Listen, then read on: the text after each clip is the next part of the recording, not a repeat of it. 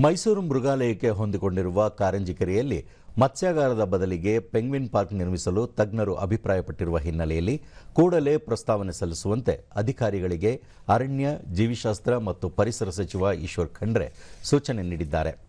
ವಿಕಾಸಸೌಧದಲ್ಲಿ ನಿನ್ನೆ ನಡೆದ ಕರ್ನಾಟಕ ಮೃಗಾಲಯ ಪ್ರಾಧಿಕಾರದ 159ನೇ ಆಡಳಿತ ಮಂಡಳಿ ಸಭೆಯ ಅಧ್ಯಕ್ಷತೆ ವಹಿಸಿದ್ದ ಅವರು, ಮೃಗಾಲಯಗಳಲ್ಲಿ ಆಧುನಿಕ ಸೌಲಭ್ಯ ಕಲ್ಪಿಸಿದರೆ, ಹೊಸ ವನ್ಯಜೀವಿಗಳು ಸೇರ್ಪಡೆಯಾದರೆ ಪ್ರವಾಸಿಗರಿಗೆ ಹೆಚ್ಚಿನ ಆಕರ್ಷಣೆ ಇರುತ್ತದೆ.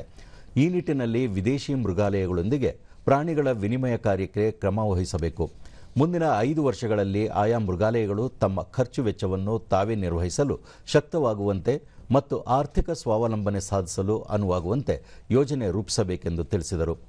ಶ್ರೀ ಚಾಮರಾಜೇಂದ್ರ ಮೃಗಾಲಯ ಮತ್ತು ಬನ್ನೇರುಘಟ್ಟ ರಾಷ್ಟ್ರೀಯ ಉದ್ಯಾನವನದ ಪಶು ಪಕ್ಷಿಗಳ ನಿರ್ವಹಣಾ ವೆಚ್ಚ ಮತ್ತು ಸಿಬ್ಬಂದಿ ವೇತನ ಹೆಚ್ಚಳ ಹಿನ್ನೆಲೆಯಲ್ಲಿ ಪ್ರವೇಶ ದರವನ್ನು 50% ಹೆಚ್ಚಿಸಬೇಕೆಂಬ ಪ್ರಾಧಿಕಾರದ ಪ್ರಸ್ತಾವನೆಗೆ ಪ್ರತಿಕ್ರಿಯಿಸಿದ ಅವರು, ಏಕಾಏಕಿ 50% ಪ್ರವೇಶ ದರ ಹೆಚ್ಚಳ ಮಾಡುವುದು ಸರಿಯಲ್ಲ, 20% ಮಾತ್ರವೇ ದರ ಹೆಚ್ಚಳ ಮಾಡಿ ಎಂದು ಪ್ರಸ್ತಾವನೆಗೆ ಅನುಮೋದನೆ ನೀಡಿದರು.